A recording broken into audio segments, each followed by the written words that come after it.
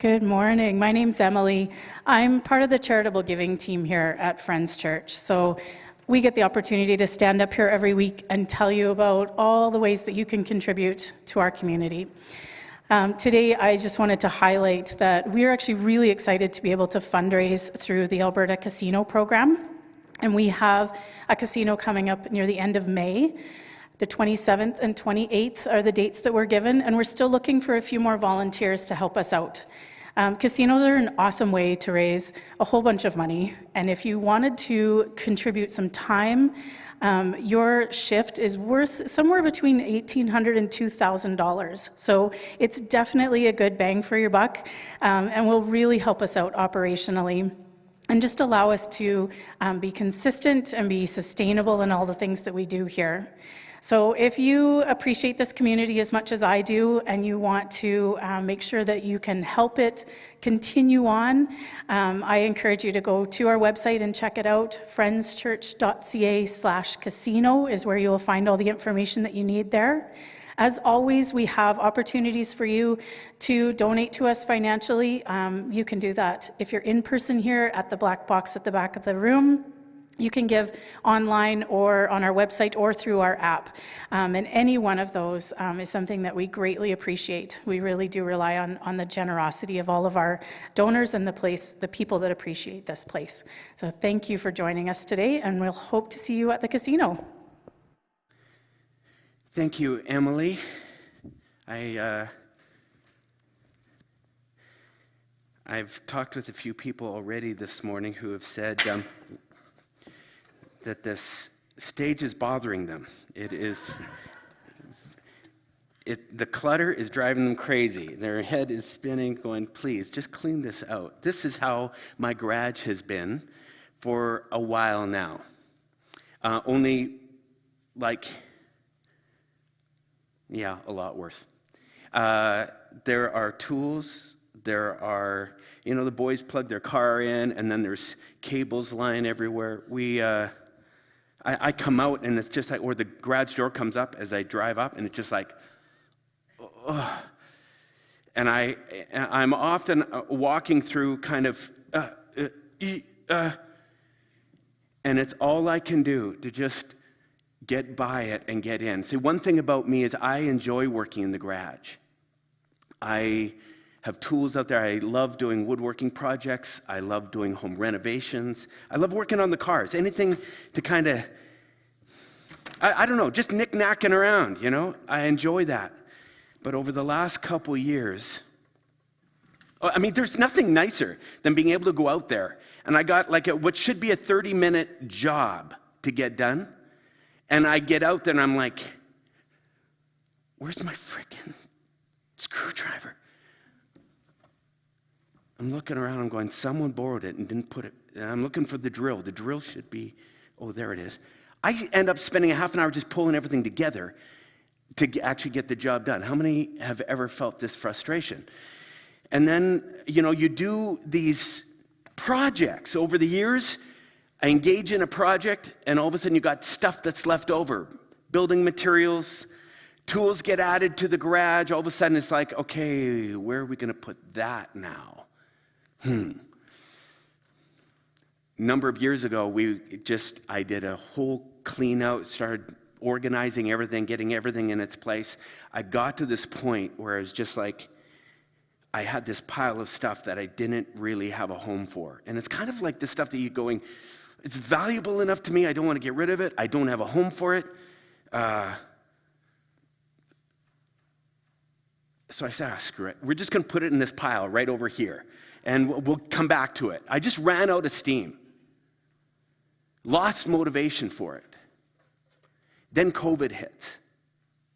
And in the middle of COVID, we did another rental project. Some more tools started getting pulled out and spread out in the garage, and we're working away. More stuff starts adding up. And then, of course, someone comes along, opens up the garage, pulls their car kind of part way in, cleans it out, big bag of garbage. We'll just leave it right there. Someone goes camping. Oh, yeah, the camp stove comes in, the tent, couple lawn chairs. It's kind of the halfway house for a lot of this stuff. We'll just park it here for right now, and we'll come back to it. And every time that garage door comes up, I'm like, it's like It's like bacteria just growing in my garage. And just, but I've noticed something over the last while. I keep telling myself, Jeff, you got to get out there and you got to tackle that garage. Yeah, this Saturday, we're going to tackle it. We're going to get there. We're going to get that thing cleaned out. And Saturday morning comes along, I'm going, okay, psych myself up. We're going to do this. And I get out there, and I start with a couple things, and then all of a sudden, I notice that pile that I had no home for. And now I'm recognizing a bunch of other stuff could be added to that. And before long, I'm just like, I think golf is calling me. I think I'm going to go inside, just take a little bit of a breather. How many have ever felt a little bit of that in some part of your life? I'm embarrassed by it. I put a picture up on our social media this week, kind of advertising this thing as a picture of a garage. It wasn't our garage. But the number of people that reached out to me saying, is that your garage? Like, so judgmental. I'm just like, screw you. You know, like, it is embarrassing. That wasn't my garage. I wanted to qualify. That's not mine. Mine is better than that. No, it doesn't matter. I'm embarrassed by it. I carry shame around this thing. It's got my number right now. And every time that garage door opens, it feels like all the neighbors are looking and going, what the?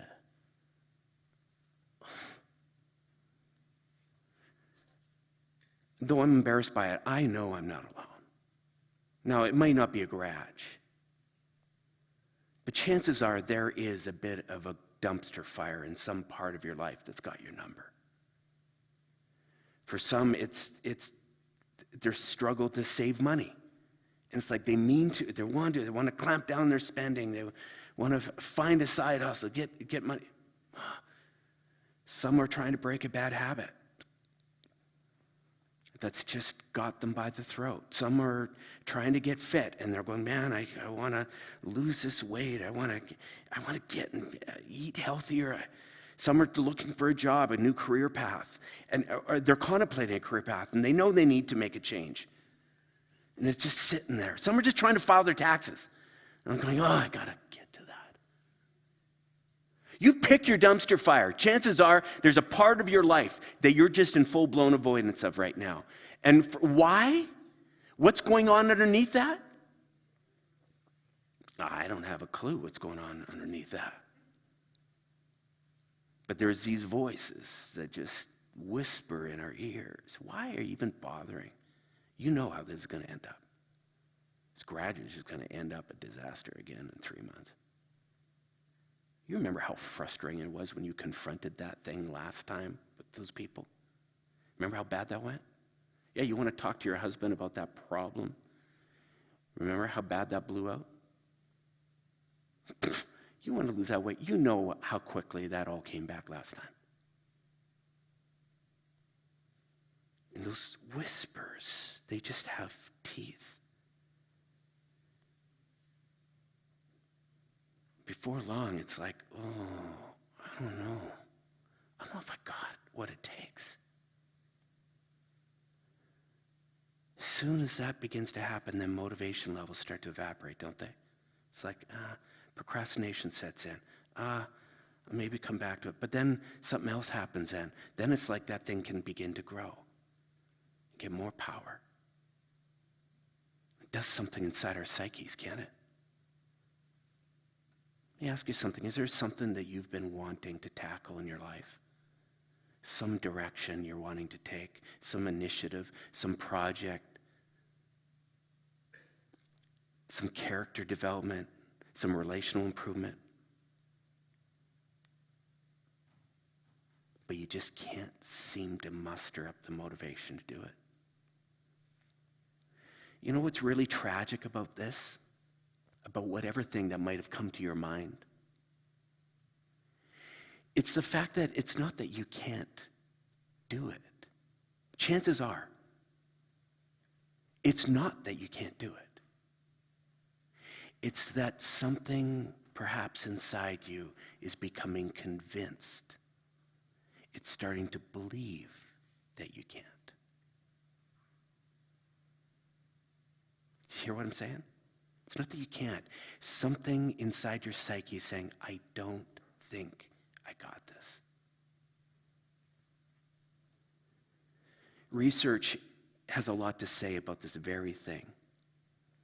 In her book, How to Change, and we've referenced this book a number of times throughout this series, Amy Milkman references a survey. They targeted 4 different groups of people who were struggling to do, one of 4 things. Some were struggling to save money, some were trying to lose weight, some were trying to control their tempers, and some were trying to find employment. It was interesting. They asked the question, what could you do to be more successful in this pursuit that you're after? What could you do?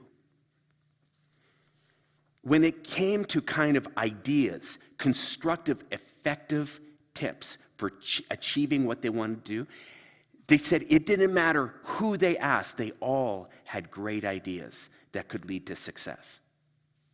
Some said, well, I need to turn off my cell phone when I'm studying. Yeah, great idea. I need to reward myself after I finish a project. Yes, great. Some said, you know what, I got to stop paying for everything with a credit card. If I just start using cash, that would really make me think harder about the stuff I'm spending on. Yes, that's proven.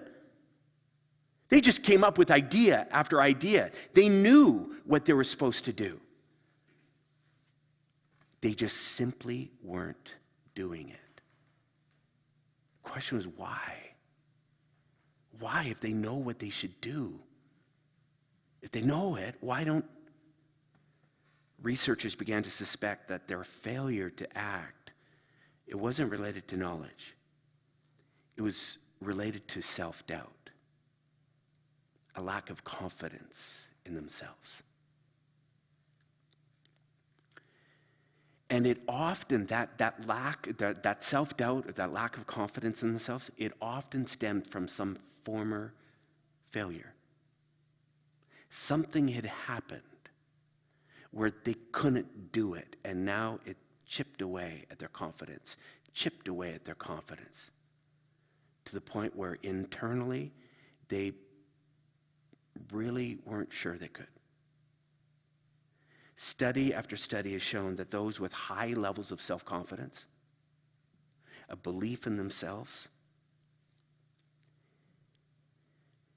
and their ability to change, their ability to engage in new behaviors, their ability to break bad habits, whatever it was, the people who had high levels of confidence always outperformed those who were struggling with self-doubt. You know, it's funny, I read the words of Apostle Paul, and I can't help but hear the self-doubt coming through his words. Listen to this. I realize, he says, I don't have what it takes. I will it. I want it so bad, but I can't seem to do it. I want to do good, but then I really don't do it. Then the very thing I'm not wanting to do, I'm saying, no, I can't do that. I go ahead and do that. He said, my decisions, such as they are, they don't result in actions. Something has gone wrong deep inside me, and it's getting the better of me every time. Oh, I hear those words and I go, oh man, I've said that. I felt that.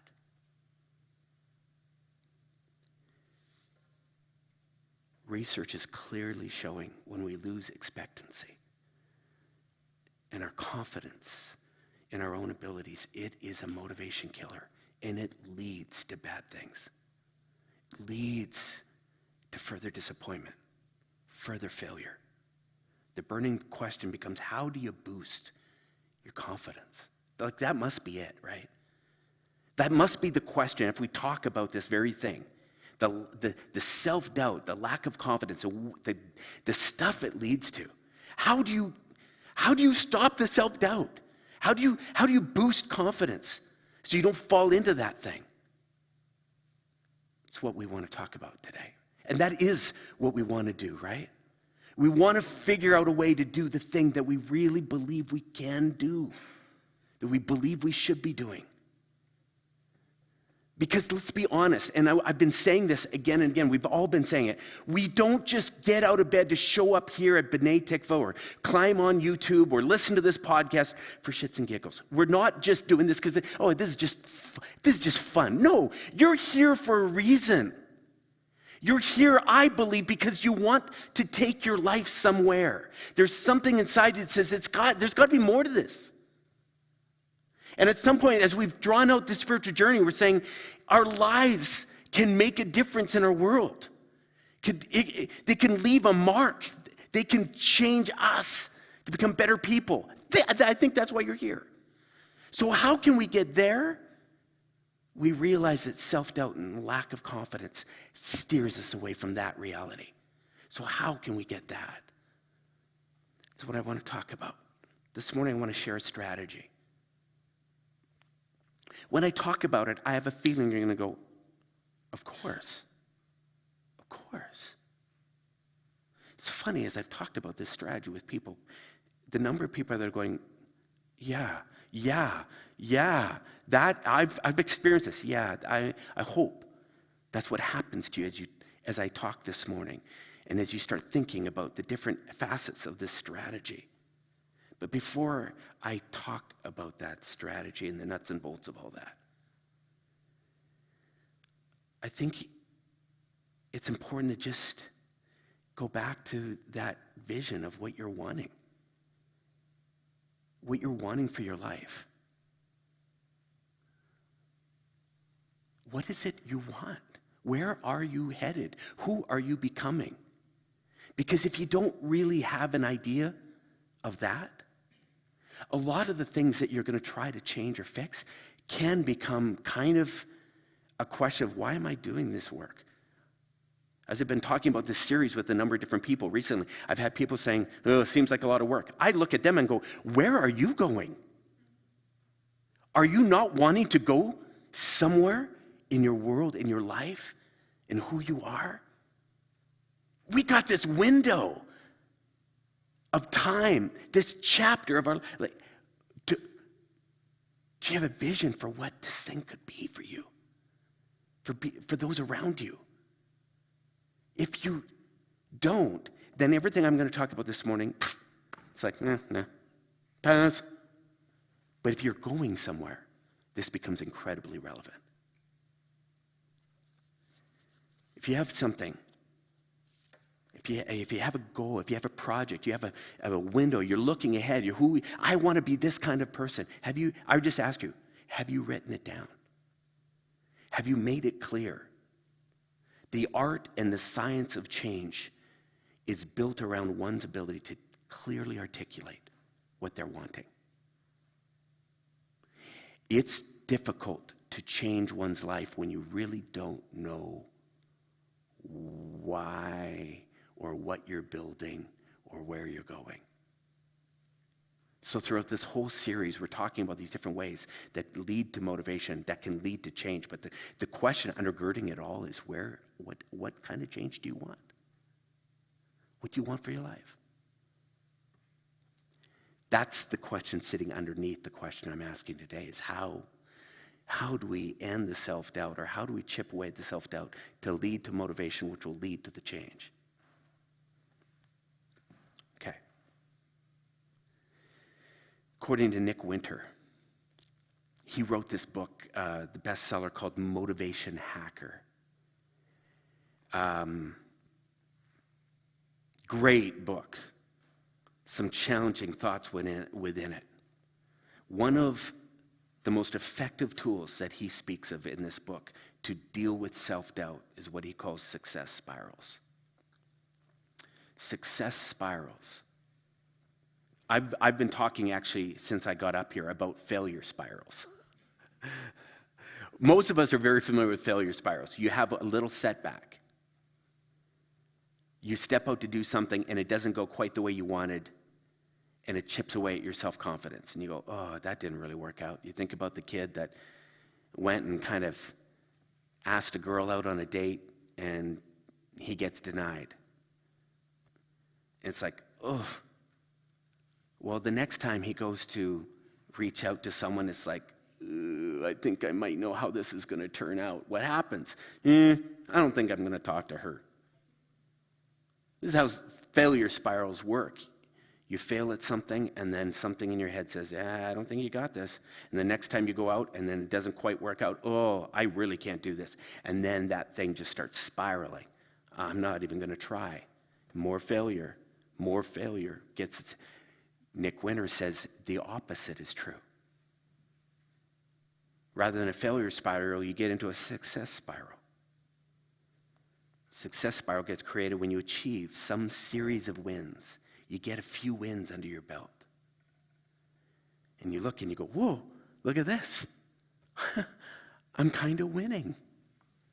Something inside your brain goes, yeah, I think you got this. And you go, yeah, I think I do have this. And all of a sudden you're going, well, if I could do that, I could probably do this too. And all of a sudden, one success piggybacks onto another one. The confidence starts growing. The motivation levels start climbing. Pretty soon you're like, bring it on. There are stories within our community. A woman, husband left.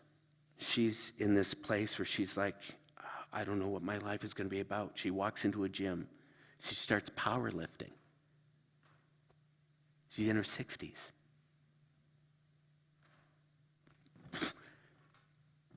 She's now Masters champion. And she's Canadian record holder. One little success after another one, after another one, after another. She's like, then I'm going after this one. And now I'm going to take on that. And now I'm going to take on that. That's how a success spiral works. Little win, little win, little win. Confidence starts growing. Motivation levels rise. All of a sudden you're like, what can't I do? You feel the momentum, the motivation kicking in. All of a sudden, you can't wait to get after that garage. Bring it on. I got plans. This is child's play. You begin to believe in yourself. You begin to trust in the commitment you make to achieve the thing. You know, there's a real art to these success spirals. For some who are really early on in the journey, they say that little window when you first start off at something is critical. It's like you're in ICU. One little wrong move and it can wipe you out. I never understood this before. I would just kind of get inspired one day. I'd see someone doing something. I'd go, okay, that's it. I'm doing this. And I would step out. Now, knowing what I know, totally teeing myself for failure. I looked at that project that had my number and I said, all right, you're going down Saturday. And I would step in there without much of a plan. And when it didn't work out, one little thing standing in my way, it's like, oh, geez, I hadn't thought about, oh, no. Oh, what am I? And then something starts shifting inside me. I'm like, I don't got this. And I'm back in the house. And I'm like, ugh, for another day. And the hit, they said, when you are starting out, it is imperative that whatever you do, whatever you checklist that you put out there, that you win. It's imperative. Because a win, you check off one box. Let's say you get 1 unit of confidence for that one checkbox. You fail, and they said it's like 3 or 4 units of confidence goes down the tube. It's disproportionate. You can be winning, and all of a sudden you take a loss. It's like, oh shit, I knew it. I was supposed to be at the gym 3 times this week. I only got there twice. Here I go. I can feel it slipping already. How many of you have ever felt that? It's like, oh no, the wheels are wobbling. I don't know if I got this. Yeah. They said in that early incubator period, you need to set yourself up so that every task you tackle, you can achieve it. So here's what they did. They said, well, like, how would you do that? How would you avoid failure? They said, take all your take the goal, take whatever, broken down into little pieces, and have on one piece of paper the things that you can almost do in your sleep, that you love doing, That it's easy. You go, I can do that. Brush my teeth. There I go. Okay. As simple and as small as it needs to be, you're going, okay, I got to win there. I got to win. You start, and they said on one list, you put those ones down. Now you take the Goliath, the garage for me. And they said, you pull those tasks out for a second. Pull the project out that's got your number right now. You're setting that aside. You don't need to worry about the garage right now. You got a self-confidence problem, Jarvis. Something in your head says you're not capable. So what are you going to do? You're going to hack your brain. That's staying off the list. I am going to do the things I got in spades. And what you're going to do is you're going to string some wins together. Let me just say something. I know there's someone here today, and the defeating cloud that's got you by the throat, you're sitting here going, I'm just nervous even talking about this because I just don't think I got this. You listen carefully. You're going to find things you can do. It's funny, they talk about these process or learning goals. Stay away from outcome goals. I'm going to master this thing. I'm going to have the garage completely done. They said, whoa, Jarvis, don't you dare set yourself up with that one. I'm going to lose X number of pounds. Don't, stay away from those, especially early on. Focus on learning and process goals. These are just the little pieces along the way that you know are part of the outcome. Let's not talk outcomes right now. Let's talk processes. What can you do? I've been leading these book studies, self-development book studies now for the past 3 years. And I've noticed a pattern in every one of them. We're talking about deep themes of self-development work on the spiritual journey. We cover a lot of content. And typically what we do is we read 3 chapters every 2 weeks. And then we come in ready to discuss. Every time I've ran one of these groups, inevitably someone starts calling or emailing me a few days before that group meeting. They're going, I don't think I should come. I said, why? I'm just behind on my reading right now, and I haven't even read 1 chapter yet. And I'm not going to get there. Someone else will say, we're talking about all these different things. I'm trying to practice this stuff, but it's like the whole week went by and I hadn't even thought about it once. I can hear the defeat already. I can see that voice talking to that person going, you don't got this. And what I want to do is grab them and say, frickin', it's not about the 3 chapters. It's not about racing to the end of that thing and having said, okay, I read it all and I got a grasp of it. No. How about you read 5 pages this week? 5 pages. Could you do 5? No? 3. Could you read 3 pages? And just as you're reading through, find one thing that stands out to you. Just one thing. And then I want you to just spend 5 minutes thinking about that thing. Could you do that? That's 3 little things, 3 check marks. Can you read 3 pages? Can you find something that just speaks to you? And then just spend 5 minutes thinking about that. And then 4th, show up.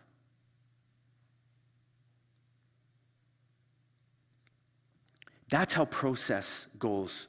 I know some people I've talked to, they've been discouraged. They're like, I've been on this journey. I see the same patterns, same habits in my life for so long. And here I am. I've been coming out. I just tell them, frickin' show up. Just show up. Don't get so focused on outcomes that you're going, I'm losing. No. One goal, just show up. Download that podcast. Just listen. Let's just start there.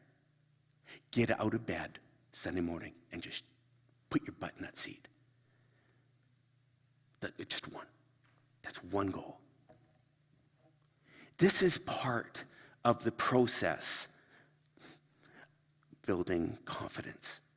Steer away from the animals until you feel like your confidence is building.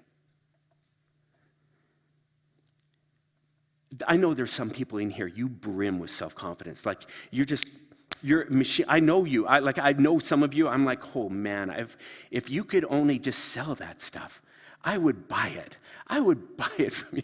And so you're sitting here going, yeah, duh, doesn't everyone do this? No. Many of us have lagged all our lives and we didn't know what's going on. We just said, I don't have willpower like everyone else. You'll notice I have not spoken about willpower once this morning, because that's not how this is. It's not what motivates us. Willpower is a short-term game. We've got to hack ourselves, building our confidence. When you start breaking down your processes, they need to be easily attainable. You string them together. Now you can do this. You're focusing away from the big prize. You're just going, okay, this is just a journey. This is one little thing, one little thing.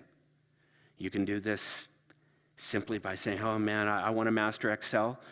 Hey, how about you just learn one skill this week? One Excel skill. Rather than saying, I want to spend a half an hour learning Spanish every week. How about this? How about if you spend 1 second per day learning Spanish for 5 days? 1 second. Could you do that? Don't be could you do that?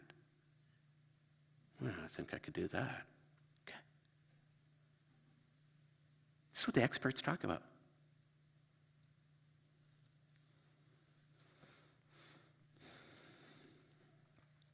Yeah. The next part of this process is, as you string together these little things, is that you're noticing. You're noticing.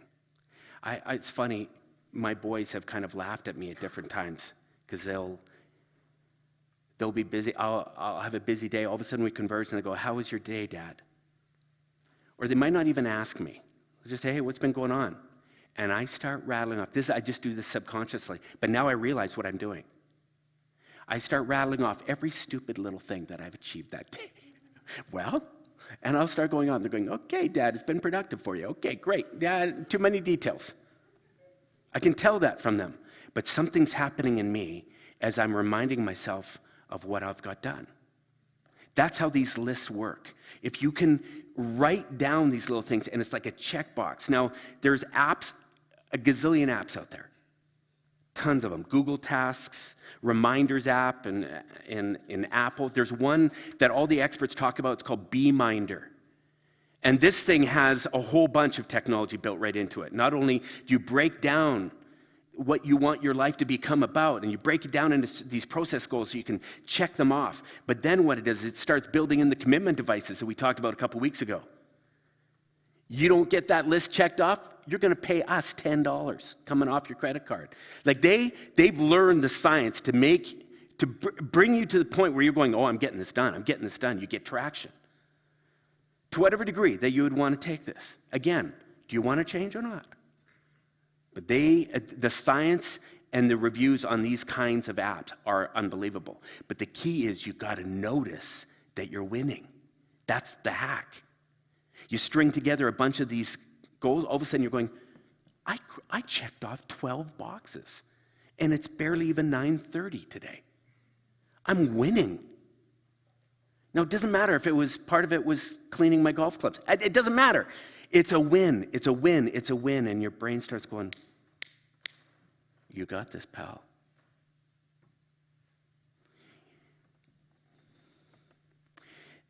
Another thing that they talk about is that you must never lie to yourself.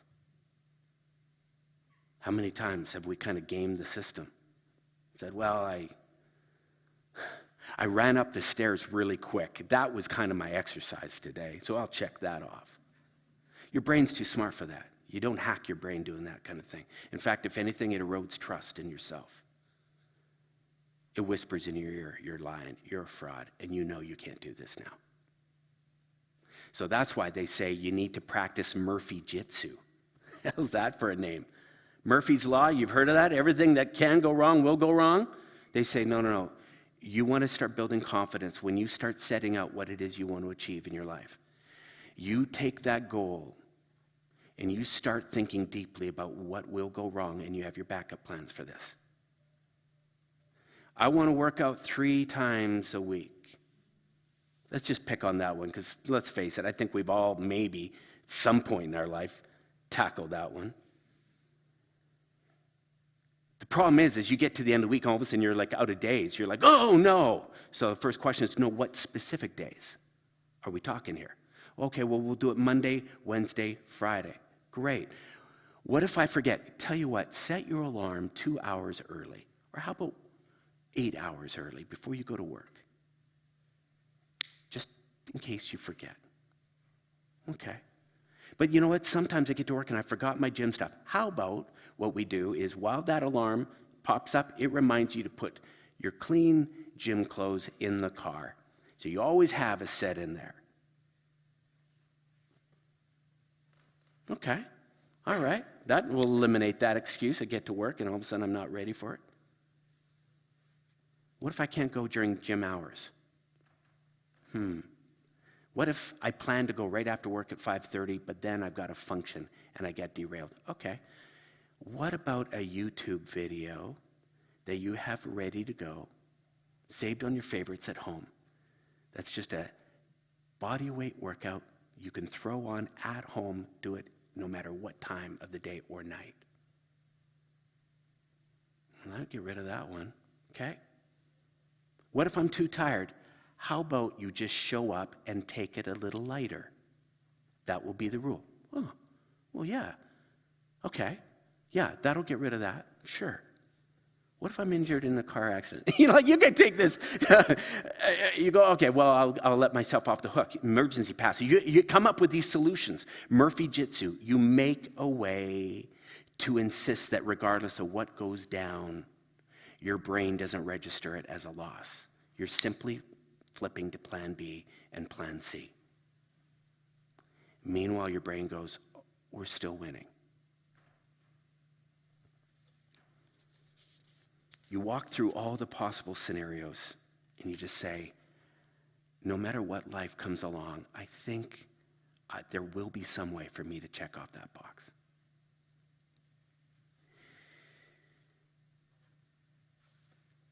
Just got to keep that train moving. You just got to keep those boxes checked. Before long, the motivation levels start rising. You know, I was chatting, Kathy and I were together with a woman a while back, and I mentioned this series. She brought up her desire to lose some weight. Just volunteered that right there. She goes, what do you got? Throw me a bone here. Help me out. What are you guys going to say? I said, well, so at the time I was talking about these commitment advice. I said, you know, you can make your goal known to everyone. There's a little bit of social pressure. That might. She goes, nope, tried it. Didn't work. What else? I said, well, they have these hard commitment devices where you put up a lot of cash. You say, if I don't lose it, blah, blah, blah, whatever, you have to pay out money, maybe to an organization you hate or to someone you don't want to give money to or whatever. She goes, no, wouldn't work on me. What else? I kind of got pissed off at it. I was like, you just don't want to change. I got in the car and Kathy was like, oh, she doesn't believe in what you're doing. I said, like, hey, some people just don't want to change. I was kind of put out by it. Days later, I began thinking about this whole area of self-confidence. And I wish at the time I knew what I know more specifically now, because I think I would have looked at her and said, I think you've lost faith in yourself. And maybe right now, that's not the goal you need to be focused on. Maybe let's just park this right now. Let's build up some confidence in yourself in some of these other areas, because right now you are winning in so many other parts of your life. And if you can see that, if you can see the way that you are following through on these other things, perhaps that will give you some more confidence to step into this one. Let's start here. I wasn't quick enough to say it, so I just left pissed off. But I would now. I'll be ready. Let me ask you something. On a scale of 1 to 10, how would you assess your confidence levels and your abilities in that thing maybe I had you thinking about earlier? The one area that's got your number. Where are your confidence levels? And even as I'm talking this morning, does it get the juices flowing? Does it get you thinking about How could you develop confidence? Where are the areas that you're winning right now? And have you stopped to celebrate those wins? You're winning in some part of your life. Have you been checking off the boxes and looking at it and telling yourself about it? Celebrating. Saying, look at me, I got this. It's just that one area that makes us feel like losers. Forget about that right now. Focus here. That'll come.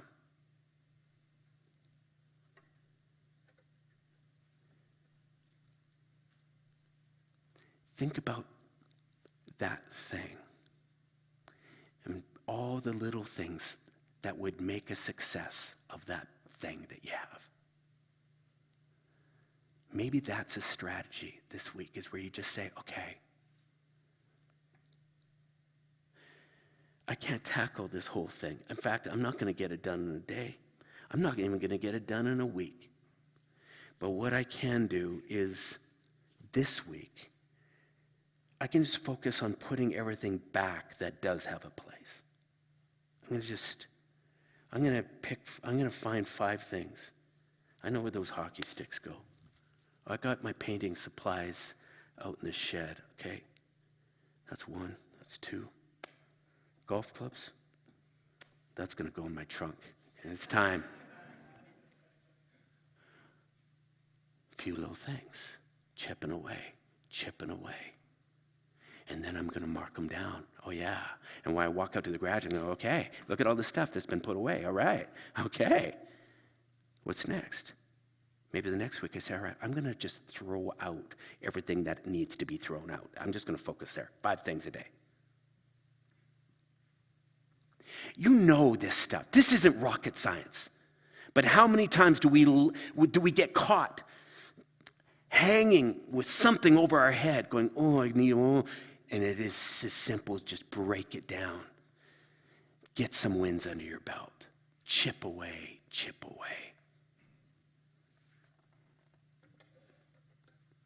Could you just drink 1 more glass of water today? Could you just do 1 more thing than you did yesterday?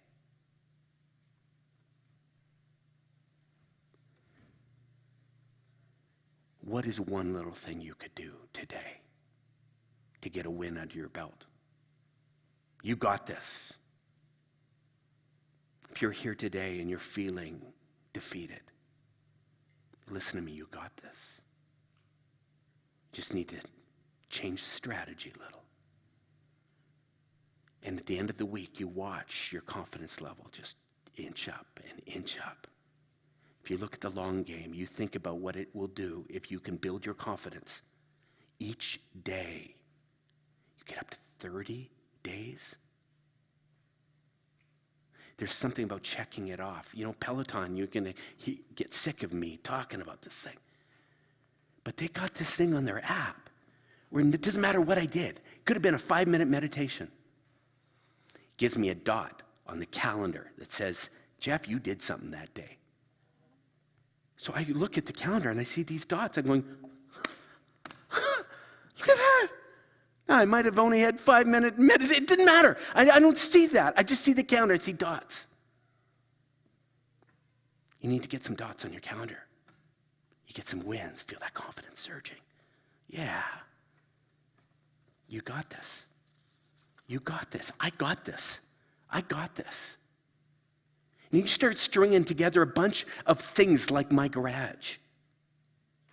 And all of a sudden, what ends up happening is you just start looking and acting differently. That's the outcome. That's down there. It happens. It sneaks up on you. And before long, someone's looking at you going, you look different. You're acting different. You know what? Way back, if this would have happened to you way back, I know how you would have reacted. What has changed? You seem so calm. We get these success spirals going, and let me tell you something, we change our world. But it starts with just one frickin' little box. Check off some boxes this week. Let's get some success spirals going, hey? Let's get some confidence moving. Let's get some motivation levels up. And then let's change our world. But that'll come, okay? We'll talk about that later. Next week, we're going to talk about the distractions that kill motivations. Distractions. Yeah, it's going to be a good one. Trust me on that one, all right? Already, put it down. That's one of the boxes. Check it off. You're showing up, all right? Have a great week, everyone.